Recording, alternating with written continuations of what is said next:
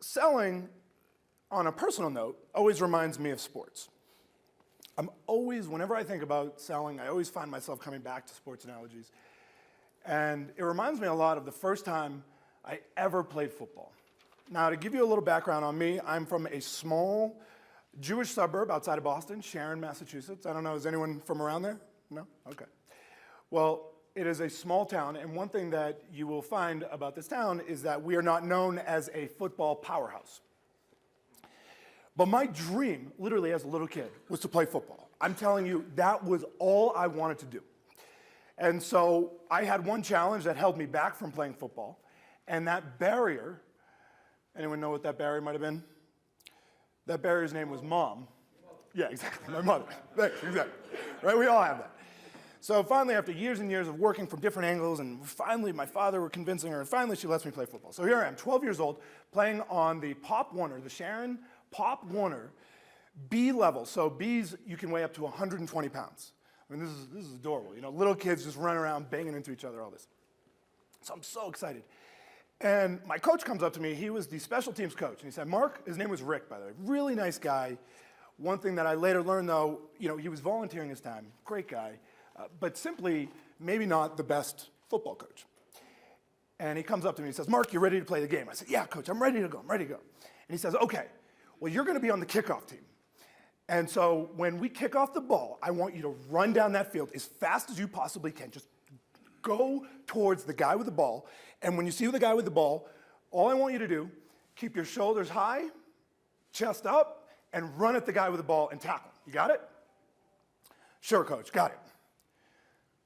So ball gets kicked off. I run down the field. Here I'm 12 years old. You're fearless when you're 12 years old, you know? And so I am running down with as much enthusiasm, as much excitement as I possibly can. I'm running down that field, and I get about 20 yards down the field when suddenly I see that someone is running towards me. Not the guy with the ball, by the way. And so as we're starting to get closer to each other, I can see we're going to hit.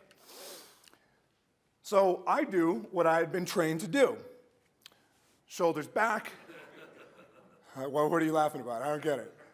Chest high, head up. And as he runs at me, he does something that seemed really strange. Lowers his shoulders.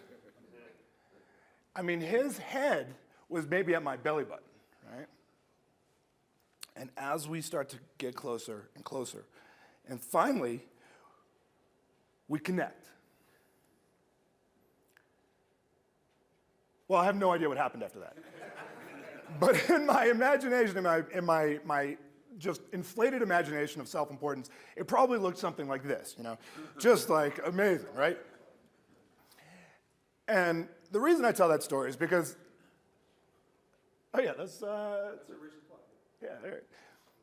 So the reason I tell this story is because I think that is a lot of what we see in sales today.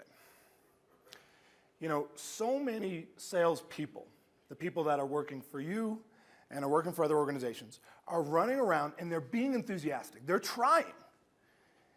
But the challenge is that they're not necessarily getting good information on how to approach selling, particularly in this new economy.